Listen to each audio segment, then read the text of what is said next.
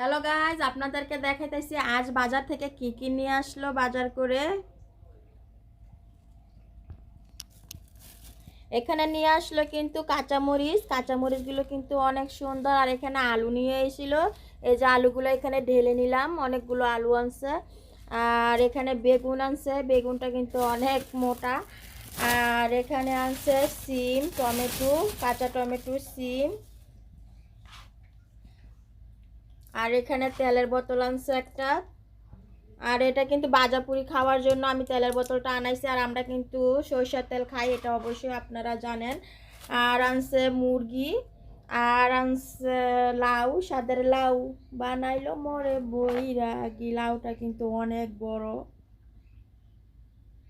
অনেক বড় একটি লাউ আনছে। লাউ কিসের সাথে রান্না করব এর জন্য আনছে নদীর একটি শৈল মাছ, বাজার থেকে কাইটা কুইটা নিয়ে আসছে। বড় একটি শোল মাছ আনছে, মাছটা কিন্তু বাজার থেকে সুন্দর করে কেটে নিয়ে আসলো।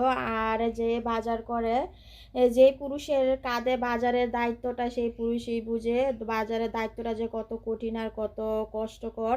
প্রতিটা দিন সকাল হলেই বাজারে যাইতে হয়, বাজার করে আনতে হয়, সংসার সামালতে হয়। সংসার সামালতে সামালতে ছেলেদের জীবনটা শেষ হয়ে যায়। আর পুরুষ মানুষের ভালোবাসাটা কিন্তু কেউ বুঝতে পারে না। আর পুরুষ মানুষ কিন্তু ভালোবাসাটা এত সুন্দর করে প্রকাশ করতে পারে না।